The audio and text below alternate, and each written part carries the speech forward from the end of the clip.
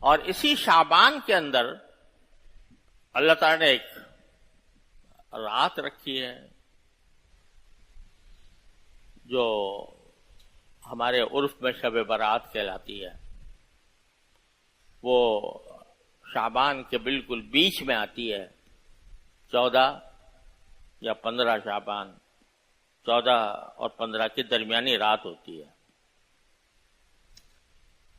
تو غالباً اگلے جمعہ کو آئے گی شاید، تو اس کے بارے میں کچھ تفصیل اللہ نے زندگی دی تو اس وقت اگلے جمعہ میں عرض کر دوں گا. لیکن اس وقت عرض کرنا یہ ہے کہ شعبان کا جو مہینہ ہے یہ در حقیقت اپنے آپ کو رمضان کے لیے تیار کرنے کا مہینہ ہے. تیار کس طرح کریں؟ تیار اس طرح کریں کہ اپنے نظام اوقات پر نظر ڈالیں. میں عام دنوں میں کس طرح زندگی گزارتا ہوں، کتنا میں اپنے دنیاوی کاموں میں مشغول رہتا ہوں، تجارت میں، زراعت میں، ملازمت میں. تو اب اپنا پروگرام ایسا بنائیں، شعبان میں اس بات کی تیاری کریں کہ رمضان میں اللہ تعالیٰ کے فضل سے عام دنوں سے زیادہ عبادت کی توفیق ہو جائے. اس کے لیے ابھی سے شعبانی میں تیاری کرنی پڑتی ہے.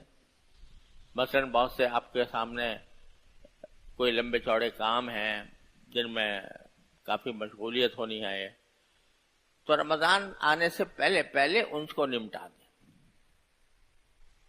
کوشش کریں کہ میں رمضان سے آنے سے پہلے پہلے ان چیزوں یا ان کاموں کو نمٹا دوں جو مجھے فوری طور سے درپیش ہیں، تاکہ رمضان میں میری مصروفیت کم ہو. بہت سے لوگ تو ایسے ہوتے ہیں کہ جن کے دن اور رات ان کے اپنے اختیار میں ہوتے ہیں. بھئی میں اگر دن میں چھٹی کرنا چاہوں تو کر سکتا ہوں.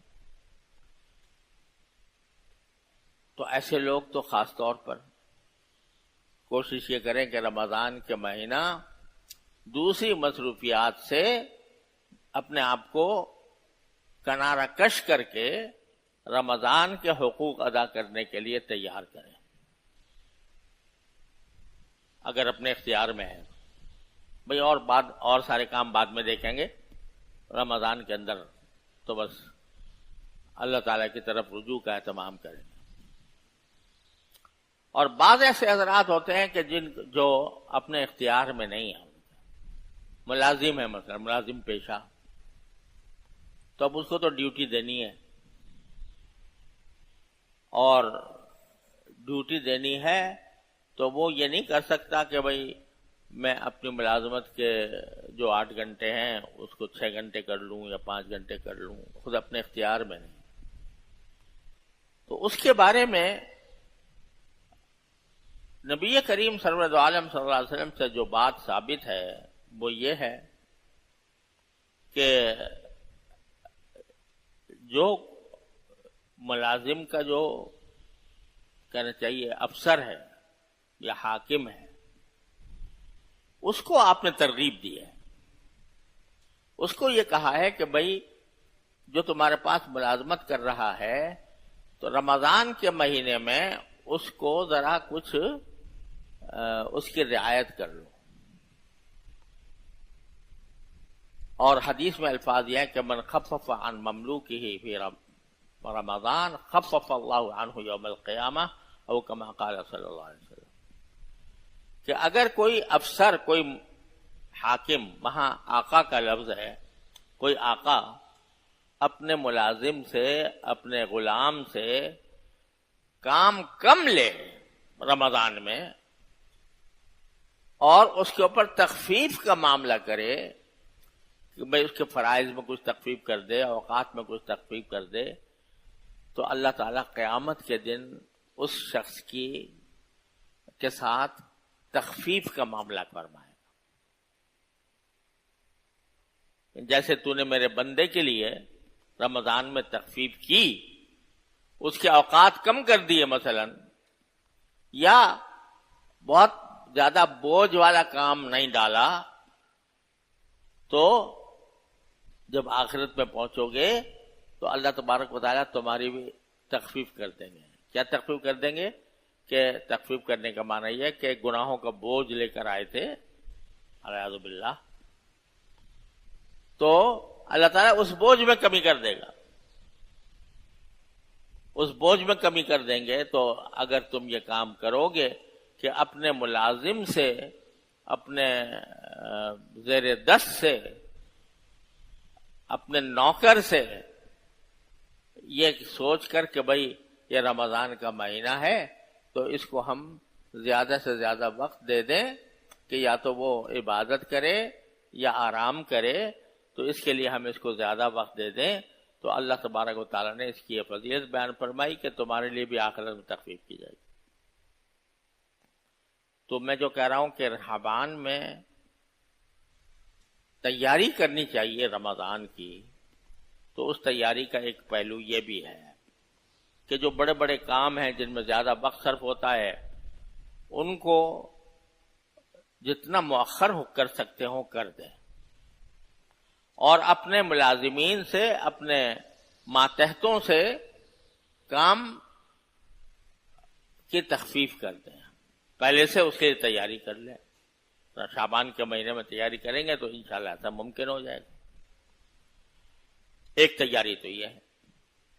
دوسری تیاری یہ ہے کہ اگرچہ ابھی رمضان آیا نہیں لیکن آنے والا ہے، تو اپنے دل کو اب رفتہ رفتہ اللہ تعالی کے ذکر کی طرف متوجہ کریں.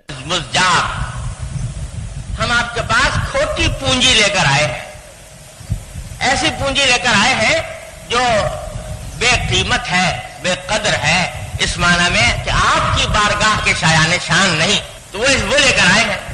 لیکن ہیں ہی ہم اپنے نفس اور شیطان کے شکار اور بندے ہیں، شکستہ ہیں، درماندہ ہیں آپ کی بارگاہ کے سامنے.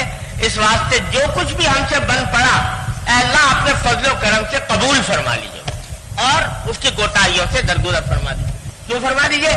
اس واسطے کہ ہم کتنا ہی بنا سوار کے عبادت کر لیں لیکن پھر بھی وہ آپ کی بارگاہ کے شایان شان تو نہ ہوگی، پھر بھی نہ ہوگی.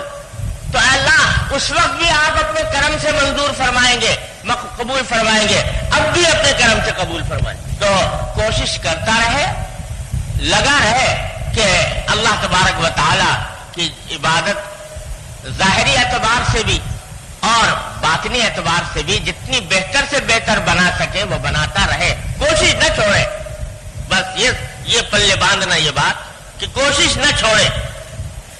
تو اس واسطے یہ جو ہے آپ فرما رہے اللہم انی اسألک العفو، اے اللہ میں معافی مانگتا. اب ذرا دیکھو کون کہہ رہا ہے یہ میں معافی مانگتا ہوں؟ کون کہہ رہا ہے؟ وہ ذات کہہ رہی ہے کہ جس سے گناہ کا صدور ممکن ہی نہیں، معصوم، ہر گناہ سے پاک. کبھی رسول کریم سرور دو عالم صلی اللہ علیہ وسلم سے کسی گناہ کے صدور کا تصور بھی ممکن نہیں، گناہ ہو ہی نہیں سکتا.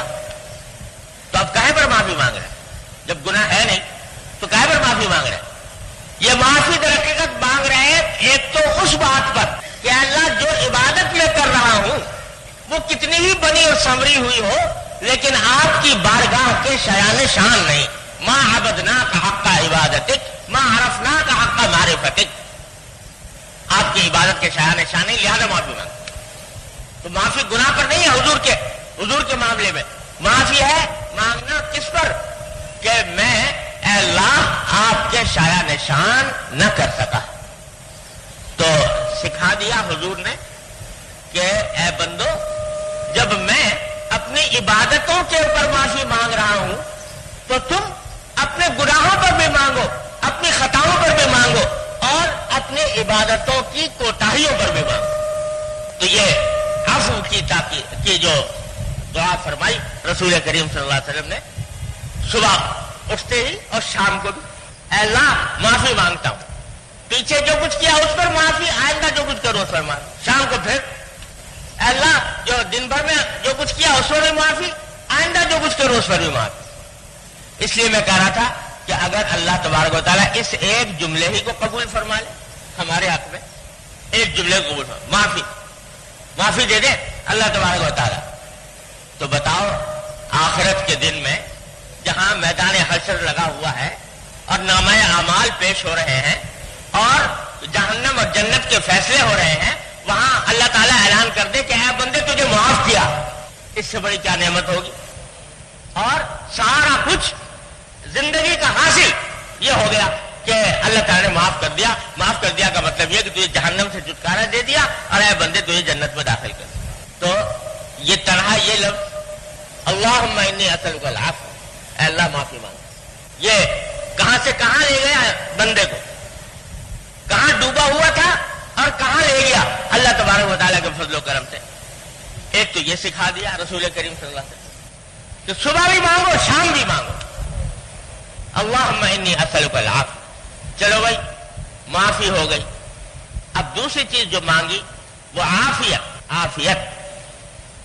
عافیت ایک ایسی چیز ہے کہ شاید اس سے زیادہ جامع بھلائی کوئی اور ہو نہیں سکتی۔ حدیث میں بھی فرمایا، نبی کریم صلی اللہ علیہ وسلم نے ایک حدیث میں ارشاد فرمایا کہ کوئی بندہ اللہ تبارک و تعالی سے کوئی بھی بھلائی عافیت سے زیادہ جامع نہیں مانگ سکتا۔ سب سے زیادہ جامع بھلائی انسان کے حق میں کیا ہے؟